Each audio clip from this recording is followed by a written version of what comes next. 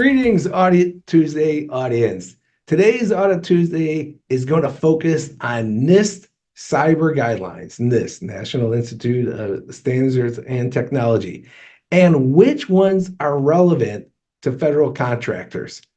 To help investigate this important topic, we are lucky to have, and we got four of us here. I'm the moderator, Garrett from YouAttest, Jeff Chow from ShortArm Solutions. Hi, Jeff. Rick Mishka from Avant Communications. And extra thankful and happy to have a YouAttest customer, Wes Jones of Compliance Metrics. Greetings, Wes. Welcome, Jeff, Rick, Wes. Let's get into it. First of all, Jeff from ShortArm, can you introduce yourself to the audience and specifically what ShortArm Solutions does? Thanks, Garrett. My name is Jeff Chow. I'm the co-founder and CEO of ShortArm Solutions. Third-time entrepreneur, first-time CEO, so hopefully I don't mess this up too badly. ShortArm is essentially a value-added reseller. We focus on cybersecurity as well as compliance to primarily small and mid-sized businesses, both in the GovCon space as well as commercial. We're experts when it comes to incident response, disaster recovery planning, business continuity, security assessments, as well as fractional vCISO services. Our mission is basically to listen to our customers, find out where they are on their cyber journey, and make sure that we are offering them a perspective and an insight they might not normally see and help them meet their business goals. Rock and roll. And Rick, over at Avant Communications, tell us a little about Avant and what you're up to over there. Yeah, for sure. I appreciate you guys having me on. I'm a cybersecurity engineer at Avant Communications, where we support a number of partners. We call them trusted advisors. And we bring this large ecosystem of vendors and service providers, hopefully YouAttest here in the future, that support the customers that those trusted advisors bring to us. I'm also a CMMC registered practitioner and CPP candidate, as well as I'm preparing to become a CCA once the CMMC rule finally gets finalized. Yeah, and Rick, you have defense background, right? I do. Yep, I worked for a couple of government contracting firms. Used to own a government contracting firm, so yeah, I've got some experience in this world. Fantastic. And speaking of defense background, how you doing there, Wes? Oh, you on mute? There you go. I am doing great. I apologize for not being off mute. So you can talk a little about your defense background, but also you're a customer of YouAttest. It's great to have you on. And what's your role and what does Compliance Metrics do? Yeah, hi there. So Compliance Metric, what we do, we're like an enterprise risk management platform. We provide our customers with like a platform for defining like self-assessments so that you can like live up to your brand standards, avoid kind of like a reputation hit to your brand. Like, for example, we remember Chipotle and their food safety issues. That was an example of a brand protection hit. But that's what our platform is about. My role is lately it's been security and compliance for a company. I'm actually, as it relates to YouAttest, I'm the one who gets to ensure that our company is doing user experience reviews. I get to execute them myself and make sure that we have evidence for auditors during audit season. Perfect. There you go. Thanks. Yeah, so let's talk about NIST. First of all, I'm going to say, Jeff, why don't you take this? What exactly is NIST? And I'm going to go on top of that.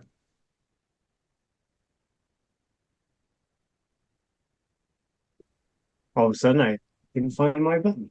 Yeah. NIST is an example. We're going to get into this a little bit later, but we're going to start talking about the difference between a regulatory requirement and a compliance framework. And NIST and CSF are frameworks, which are generally best practices that regulations sometimes use as foundational materials, and they're built on top of these. There are other ones that are in different arenas for different purposes, but NIST is the guideline that many government contractors need to abide by at some level now, and it's going to become more advanced soon. Yeah. Now, and NIST is, as I said, and I mumbled through it, I'll say it more clearly, is the US-based National Institute of Standards and Technology. I had the fortune like 10, 15 years ago when I invented the first two-factor IDP to present to NIST.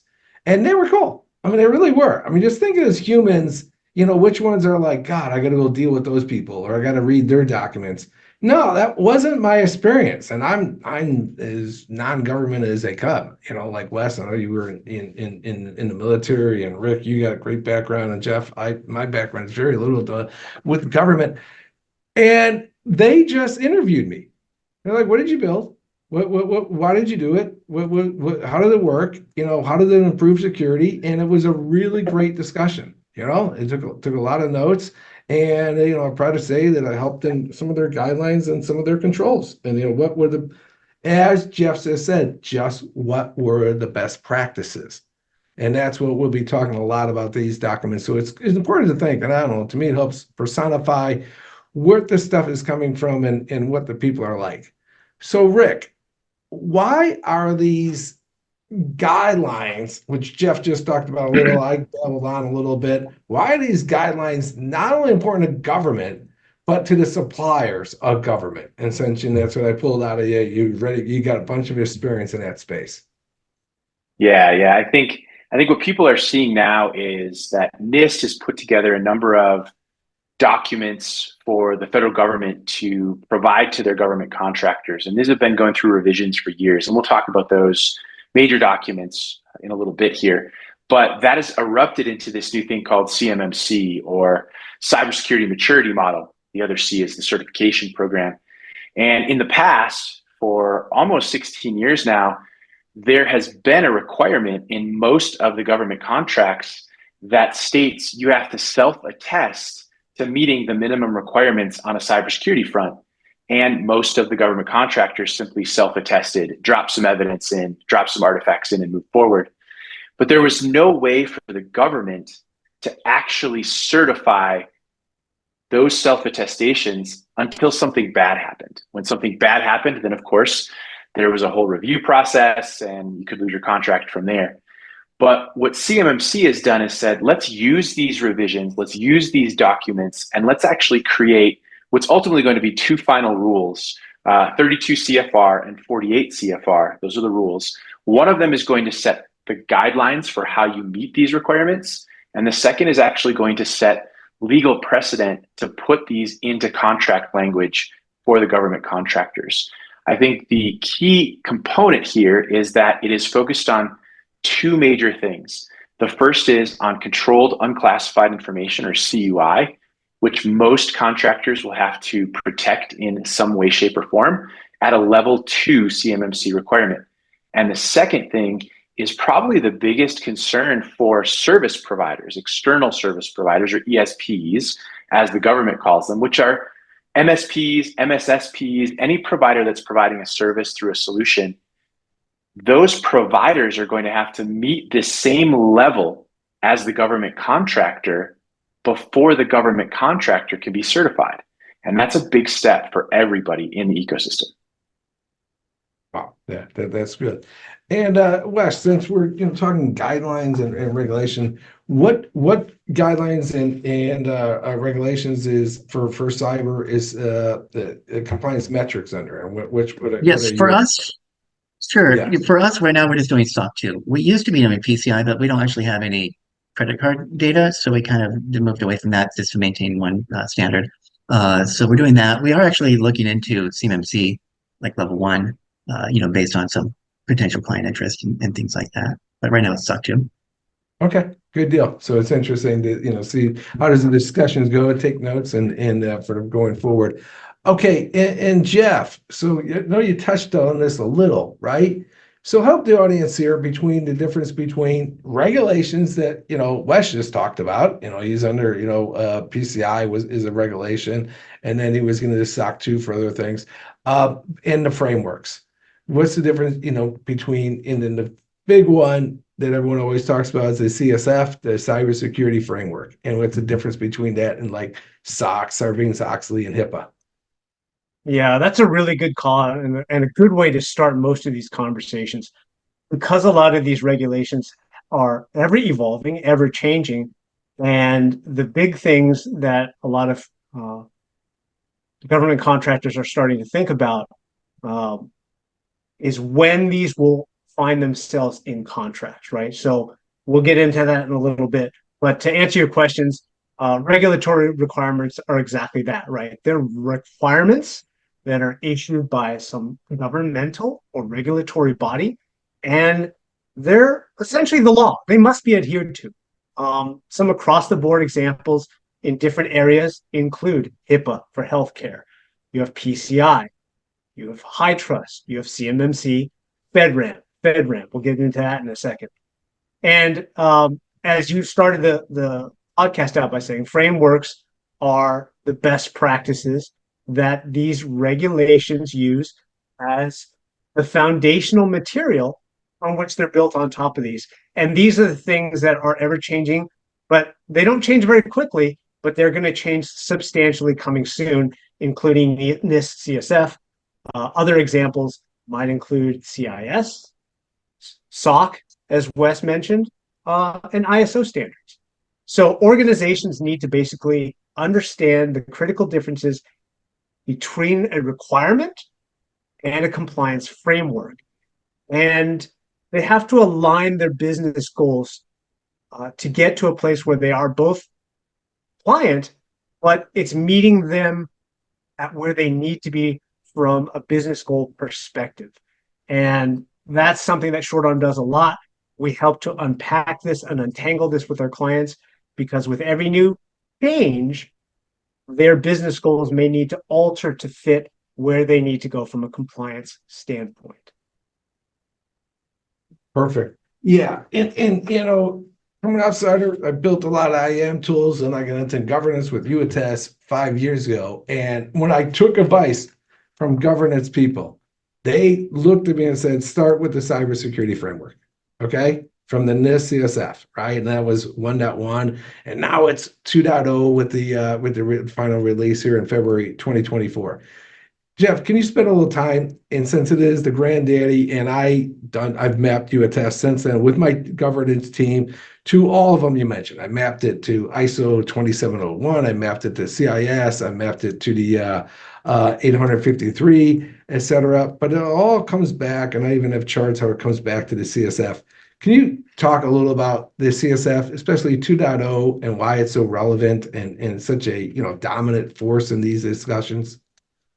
Yeah, you just said it right there, right? It's dominant. And maybe some of you caught that I like exhaled in a really sad way as you were asking that question. But essentially, it breaks down into 6 subcategories.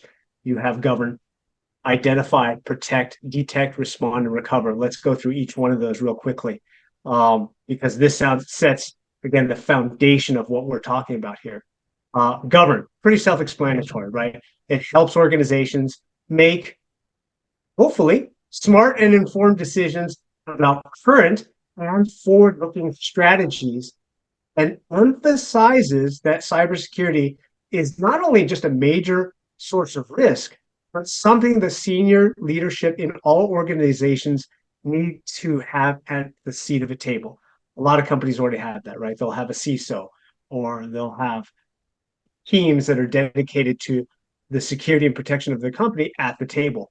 And more companies further down that stream, mid-level and beyond, are getting to that point as well. Number 2 is identify. Again, pretty self-explanatory. As we evolve in our environment that gets more and more complex with more and more layers, it becomes harder and harder for organizations to fully understand their current digital environment and what it might look like as a future state, not only from a technology perspective, but also from a regulatory perspective, right? This includes all of your assets, hard and soft, systems, data, and the difference between critical and non-critical components that they need to have in line for their continued uninterrupted operations. And I said uninterrupted because that's where we run into trouble a lot, because of things like ransomware, malware, and lots of other wares that suck. So that's something that's important. Number three is protect. Again, pretty self-explanatory. How do we, from a holistic standpoint, help these organizations to protect as best as possible from these emerging, evolving, and increasing threats that are coming from every angle? And as part of that is number four, protect. How do we help these companies detect these incidents further and further out before they're at the front door and to limit their severity? In a lot of cases, I mean, honestly, people are going to get breached. We just know that and accept it as a fact. So what can we do to lessen the severity or the result of that breach? Number five is respond. Again, hopefully we've done a good job at helping them decrease their attack surface area, decrease the possible infliction of a breach, but how do we help them to respond quickly and effectively once they've been breached? This includes, management of the situation, analysis, mitigation, reporting, communication, just making sure that everybody who's a stakeholder has the proper information in as real time as possible to make good decisions during and after a breach. And recover is number six. I know this is a lot in a long breath, but after all is said and done, hopefully we've done our best with 3, 4, and 5, but we do need to recover because tomorrow is 12 hours away. The businesses need to open their door. They need to protect their reputation, as Wes will get into. So how do we, assist these companies in restoring their assets and their operations and minimizing the effect of what just happened? So that's a kind of a dictionary response. I know that's good. Rick's probably got a few thoughts to add to that. So I'm going to pitch it over to him for some additional perspective. Yeah, I'll touch on two really quick things about the NIST CSF, right? Especially the 2.0. It is by far one of the best solutions to do a risk assessment to see where you're at with your best practices. And the new 2.0 added govern. They actually shifted left of boom or left of the actual potential for an attack or incident and created this govern.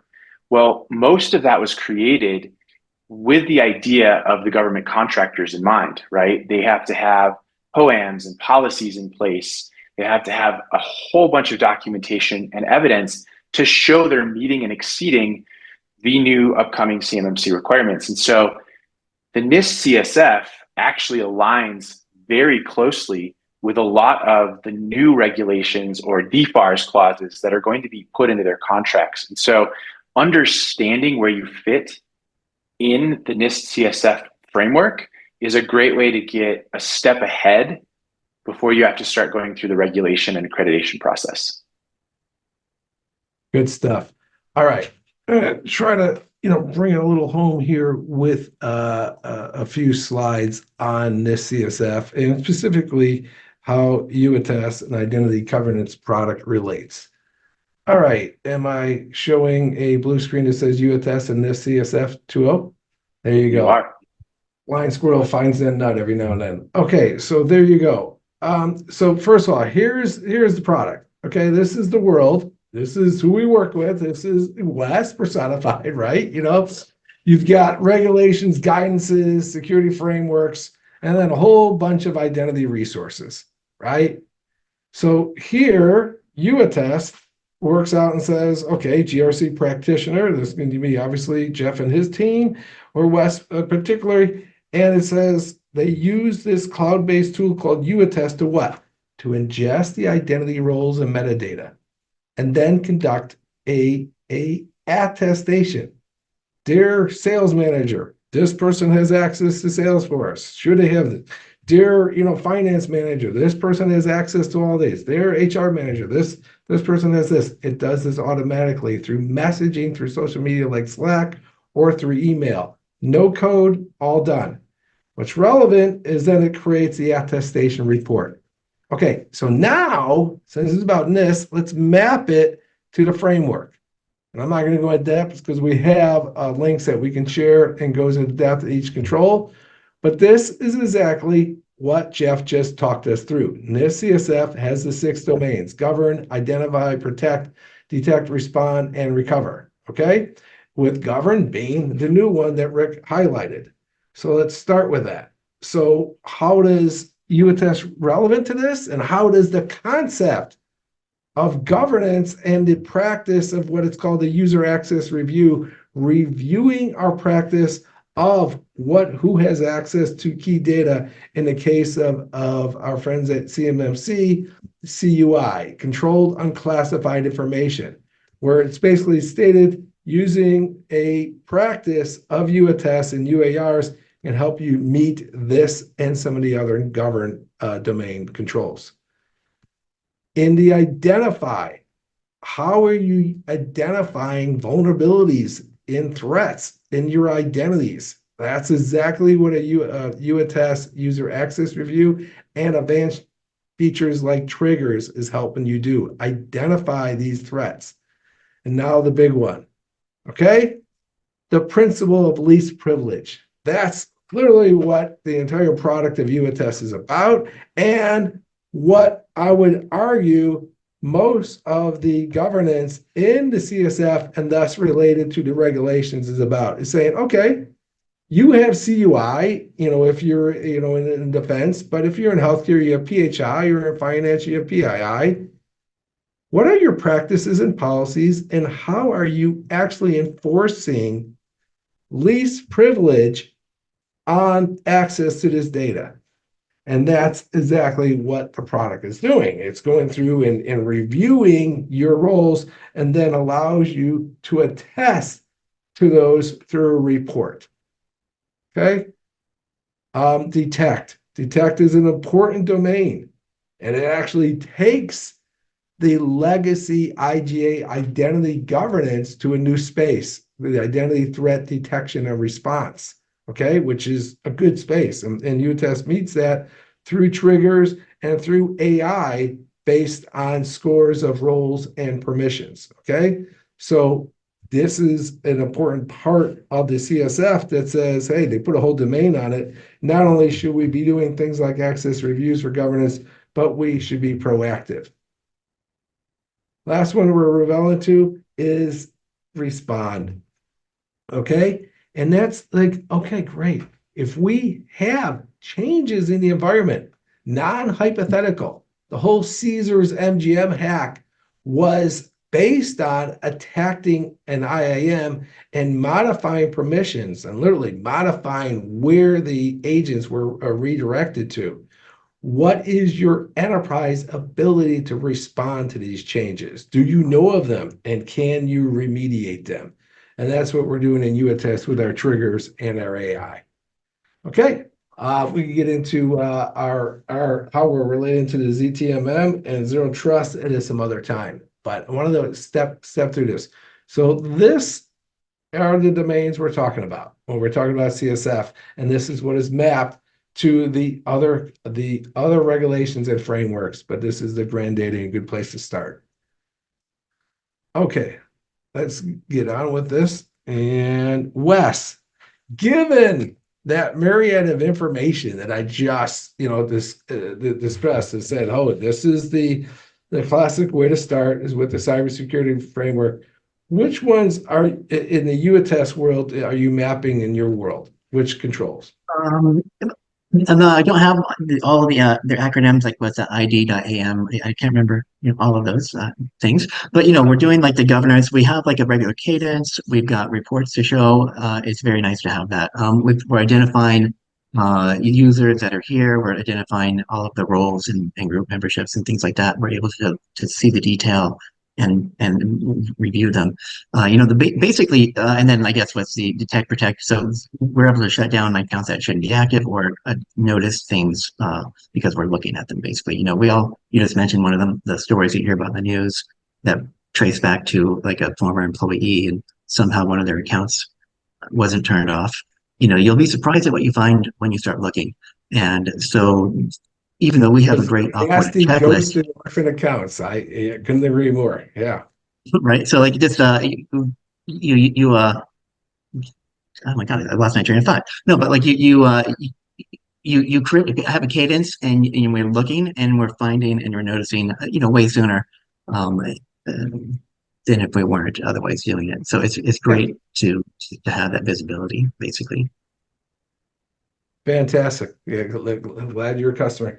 And Jeff, let's get into, so in these required government contractor frameworks or whatever, what is placed into the contract language or, for the DFARS? Yeah, or whatever, whatever. Um, there are three that are worth mentioning that are top of mind. And, I think one of the common threads of this podcast is there's a lot of acronyms and there's a lot of regulations and it's all very confusing. And honestly, that's what we're here to do is to kind of lay out what some of those big ones are and to share with those who are watching that, when you get to the point where you think you might need a different perspective or some insights, that's where someone like ShortArm can help. That's where someone like Rick at Avant can help. Because a lot of times it's not, a 6-month process. It could simply be a matter of assessing the situation and coming with a point solution that can be easily solved. Didn't mean to go too far off the reservation there, but essentially there are three worth mentioning. We're talking the first two, which are NIST 171 and 53, and then the third one, which is the 800-pound gorilla in the room for GovCon folks, FedRAMP, right? So each one of these is under a separate revision. The previous revision has been published. The new one is under review, and they're coming. And that's kind of the takeaway from mentioning where we are today and where we're going to be. You've got the 171, which is often colloquial, is that the right word? Called like the father of CMMC, right? Right. We've got the guidance is based around the CUI that we just talked about. NIST 853 is colloquially called the grandfather of CMMC because we're talking about compliance controls for information security and just general security around some of those changing regulatory requirements. And again, this is a revision that the current revision has been going on for 18 months, revision 5, and it's still going. And then on top of both of those NIST, you have FedRAMP, right? You've got a multitude of certifications that are required around cloud services, as Rick had mentioned, not only the government contractors themselves, but the suppliers behind them. And that's going to be a big lift for a lot of folks. And in order to better understand where you are, sometimes you need someone like Garrett or myself to help untangle that for you. Hopefully that helps. And Rick, given your work in the contractor space, can you help flush out a little around 800 171, which is the basis of CMMC, and 853, which is kind of the granddaddy in the world of regulations for government contractors? How does that relate? And what should they be focusing on, right? Yeah. So 853, NIST 800-53 is actually in revision number 5. So it's been around for quite a while. And the idea is that NIST put together this standard that these are all-encompassing controls that are integral for information security, from the hardware, the software, the components, the incident response handling. It's if you were to set yourself up to meet all of the guidelines in 800-53, revision 4, now revision 5, you would probably be one of the most secure companies, and your employees would probably hate you because everything they would do would be revolved around security. But that's what it was built for. It was built to say, this is the goal, right? This is the goal line. This is how we want to get to it and get as close as possible. From that, NIST 800-171 was created, and it is currently in revision 3. NIST 800-171 was created based upon what are we protecting from a data standpoint, and it's controlled unclassified information. CUI, we've used that term a number of times. That is that data that's not classified. It's not the ITAR data. It's not the data that is, you need your secret clearance to access, but it's data that is still very protected and could cause a national security issue. Now, the problem with CUI and the reason this 800-171 is being driven to a new revision is that CUI has been defined, but then it's been executive ordered to death. Basically, there are multiple executive orders, there are multiple policy documents that pull the CUI rules apart, and no one's quite sure how they want to follow that. So 800-171 was created to do that. Its revision was where CMMC came from. The idea is that CMMC now is going to ultimately allow the government to say, yes, you do actually meet the minimum requirements needed to control our government data as a government contractor. I want to touch really quick on FedRAMP because this is an important thing. The reason Jeff brought up FedRAMP is because the Department of Defense has recently added a memo to FedRAMP. It's for cloud service certification. It used to be that if you were providing cloud services to the government, you had to meet these requirements for FedRAMP. Now it looks like the rule is going to slightly change, that if you're a service provider to the government contractor, you are going to have to meet equivalency of the same FedRAMP compliance that they need, just like the CMMC rule is doing regarding the ESPs. If that happens, in either case, that is going to be another certification that a company that's providing services to government contractors are going to have to meet, and they're not cheap. And I think that's the biggest issue. But I'll end it here to wrap it back to you, Garrett. I think it's important that everyone understands if you do two main things to meet these requirements. The first is identity governance, YouAttest, and the second is some form of detect and respond. You will cover quite a bit of the data protection rules. That's really helpful. Yeah. So why don't we just jump down to you, Jeff, and say, so help me understand how ShortArm would then help their clients with these, especially these two domains that Rick just talked about. You said governance and then the detection. Yeah, that's the beginning of the journey, right? Is to understand your environment and how best to protect your attack surfaces from those attacks. And so typically for a client who comes in with that question, we're going to start with an assessment, right? We not only need to understand your environment behind the wall, but where are the areas of weaknesses that are in front of the walls that are the hackers are going to look at, that the hackers are going to see and try to get through.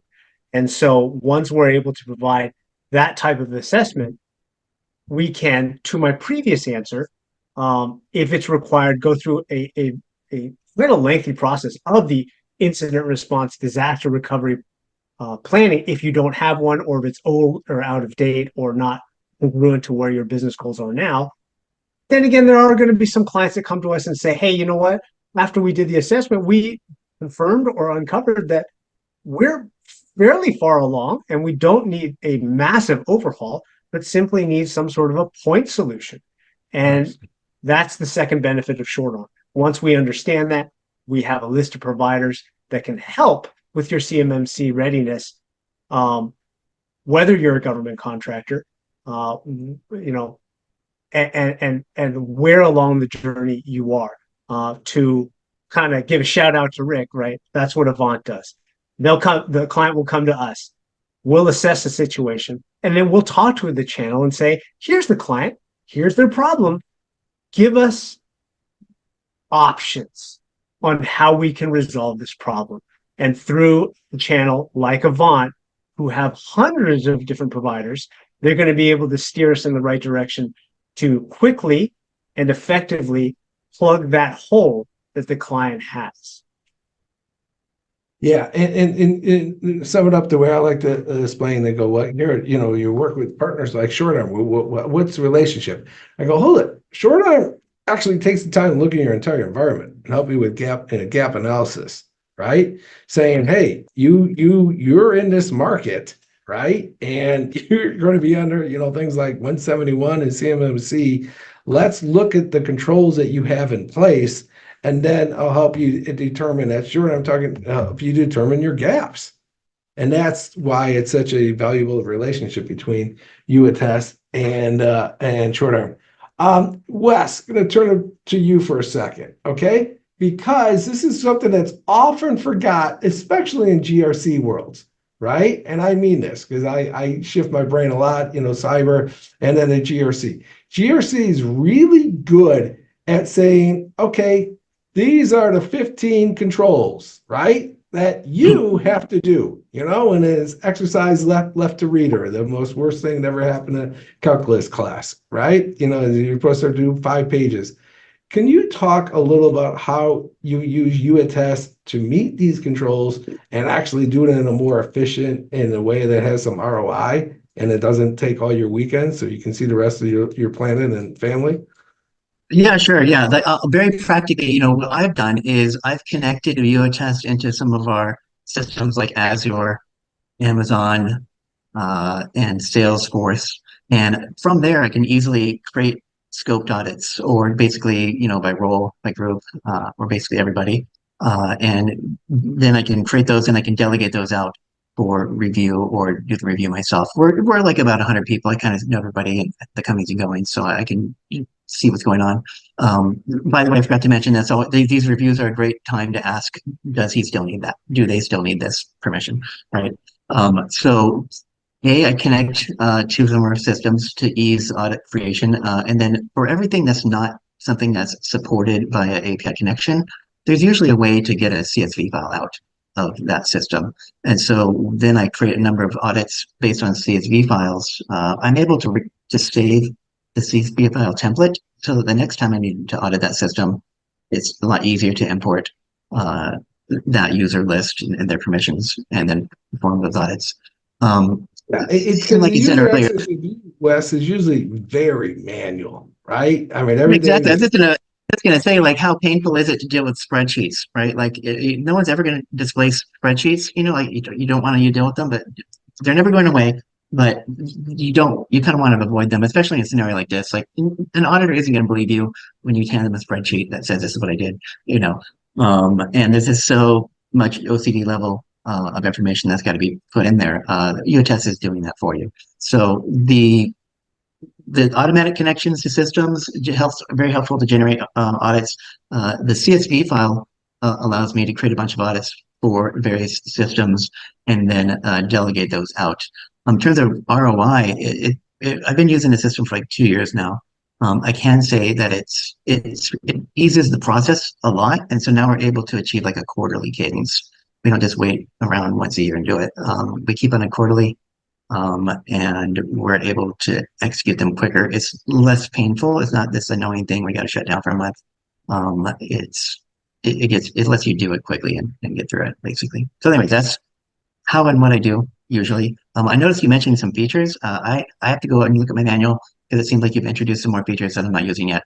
But I'm using 20 my brain.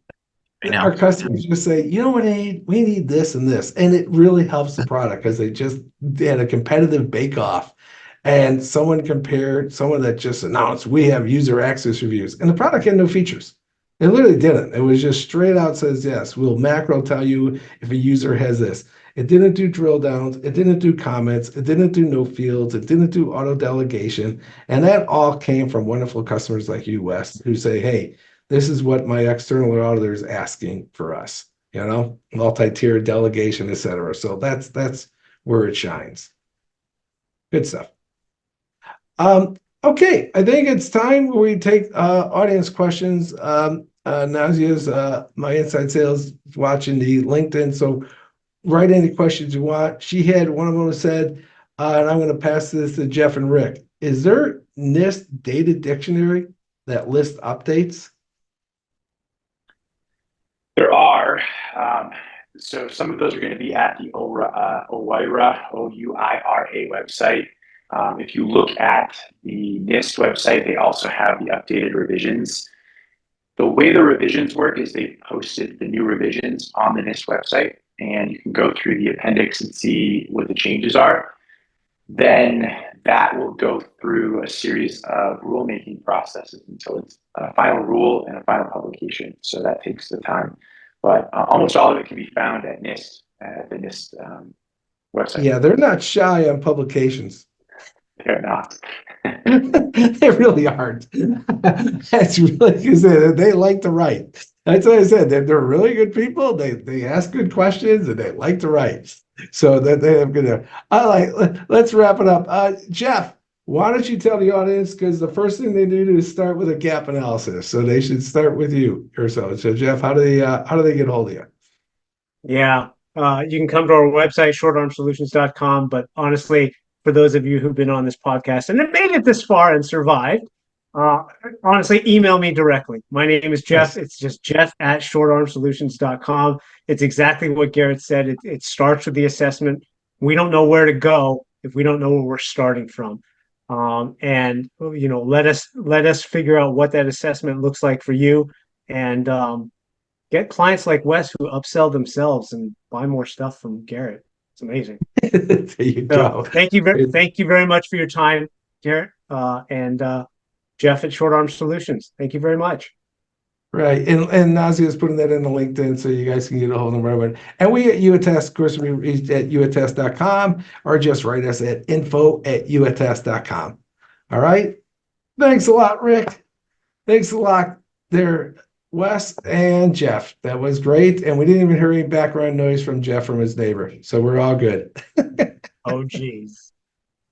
Nah, it's all good. Happy Tuesday, guys. And that was live. Talk to y'all. All the best.